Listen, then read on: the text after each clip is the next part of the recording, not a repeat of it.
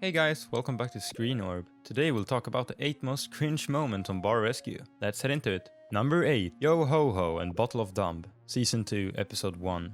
In the greatest episode of all time, Taffer hits Pirate's Tavern, which is, a pirate bar, but with a Z, so you know they're serious. It's divey, the work is dressed like Jack Sparrow and do jigs, and the entire thing has the feel of a rundown Pirates of the Caribbean knockoff ride. So, naturally, Taffer transforms it into corporate, a sterile bro bar to suit the local financial firms, complete with self-serve beer machines and servers who ditch their scarves and three-point hats for ties and hair gel. It doesn't go over well. Not even finance bros would want to hang out at a bar called corporate, let alone pirates. Tears are shed by pirates using weird fake English accents. The place sucks. After shooting, the pirates revolted, burned an effigy of the host, and reopened as a shitty pirate bar. It's now closed forever. The cringe a bit. One server quits because he's no longer allowed to talk like a pirate at work. Turns out every day can't be National Talk Like a Pirate Day, but there's an inherent sadness that pervades this one, and you kinda have to respect the dude's commitment. Number 7. Grandpa got run over by his grandkids. Season 3, Episode 23. What do men in Vegas really crave?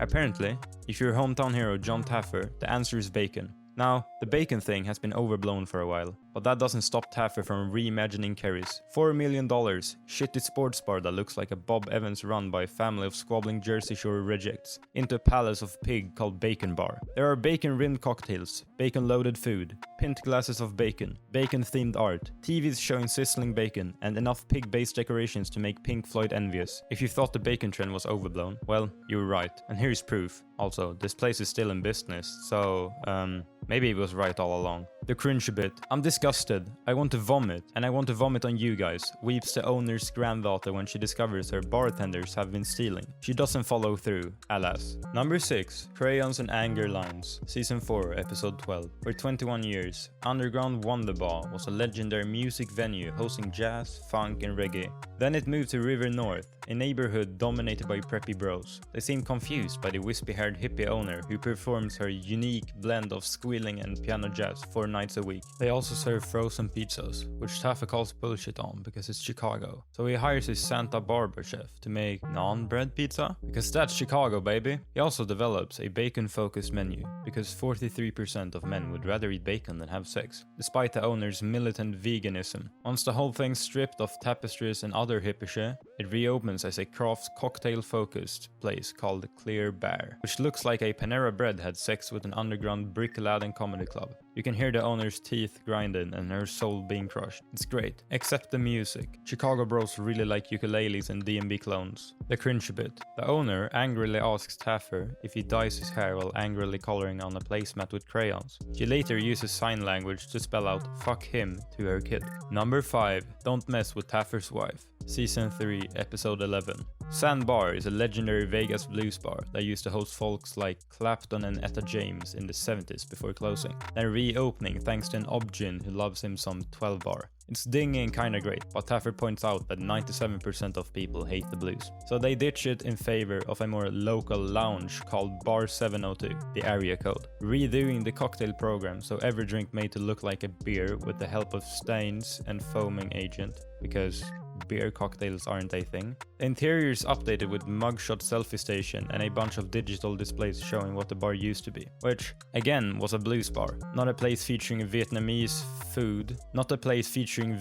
food, velvet rope bottle service, and bands that sound like Arcade Fire filtered through an American Apparel ad. The cringe a bit. The obgyn turns out to be a total pervert. Just by looking at the end of your arm, I can tell what your vagina looks like. That's like grade A vagine, he says, to John Taffer's king wife. When Taffer screams him down, he says, "If I was hitting on your wife, we'd already be out of here." So yeah, this guy's a doctor. Number 4. Ants with Wings Bro, Season 4, Episode 26. Portland's Tonic Lounge is a dingy throwback bar in a little hobbit-looking building that hosts generally terrible punk and hardcore shows. When Taffer shows up, he's greeted by an empty room as perhaps the worst punk band of all time plays. There are also flying ants everywhere. Taffer's solution?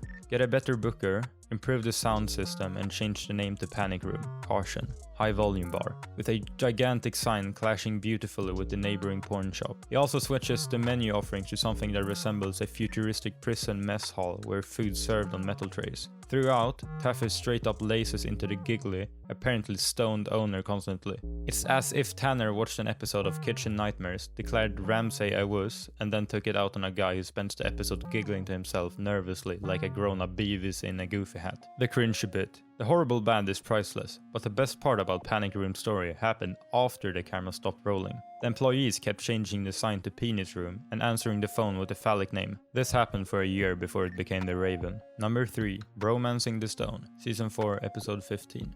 In the Coconut Grove area of Miami, beloved sandbar, Taffer loves sandbars, becomes obsolete as yuppie millennials and affluent baby boomers take the area over. A beach-themed hall with ripped seats, plastic cup cocktails, and years worth of spilled Red Bull on the floor, it's best known for serving fish tacos and huge burritos that nobody remembers eating. So it only makes sense that Taffer would turn it into a sophisticated Asian fusion place that served raw meat to be cooked on a hot rock. He rechristians it the Hot Rock because of this, and also installs TVs above every table that show lava, which is also hot rocks. Taffer and his crew use the word sophisticated more times than they say the F word in Scarface. They also get sophisticated by using frozen juice spheres instead of ice cubes. Someday this will be yours, one of the owners says to his baby. You can see the kid cringe if you look close enough. The cringe a bit. One owner is Mr. Manager. The other is a schlub addicted to fantasy football. In a heated debate, Mr. Manager looks his partner in the eyes and says, "You've me." Taffer then intervenes and makes Captain Fantasy apologize. "I'm sorry I fucked you," he declares. The camera lingers on their faces for an uncomfortable amount of time,